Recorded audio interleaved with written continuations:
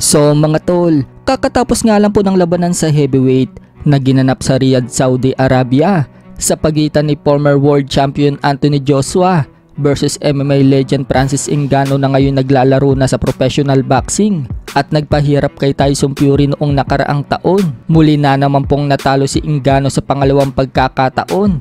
Tinalo siya ni Anthony Joshua via knockout sa round 2. Kung noong unang laban ni Ngannou kay Fury, hindi siya napatumba.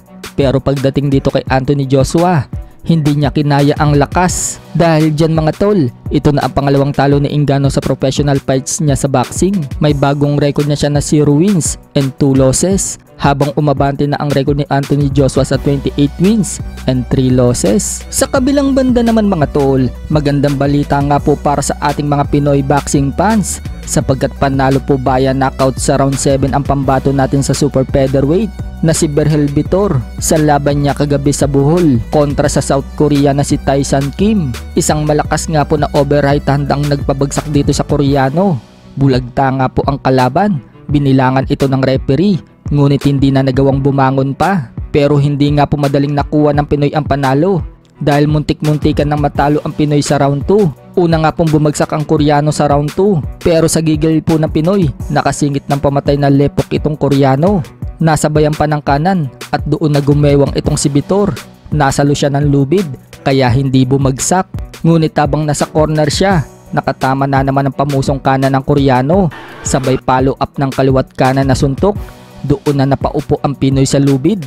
Tumayo po ang Pinoy pero kitang kita na hilo pa ito. Biglang tumunog na ang bell kaya na-save by the bell ang Pinoy sa round 2. Pagpasok ng sumunod na round, umiwas-iwas muna si Vitor para makarecover sa natamo niya sa round 2. At nang makarecover na, doon na nakatiming si Vitor sa round 7. Isang suntok nga lang po ang nagpabagsak dito sa kalaban.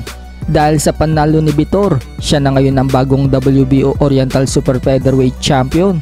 Umabante na ang kartada sa 22 wins, 3 losses with 15 knockouts. Habang bumagsak naman ang record ng Koreano sa 11 wins and 2 losses. Sa kabilang dako naman mga tol, kasado na po ang laban ng Pinoy former world title challenger na si Reggie Suganov kontra sa Hapon na si Kai Isisawa. May record na 11 wins and 3 losses. Ngayong April 30 na po gaganapin ang laban na yan sa Bohol. Nakataya dyan ang WBO Global Light Flyweight ni Suganov.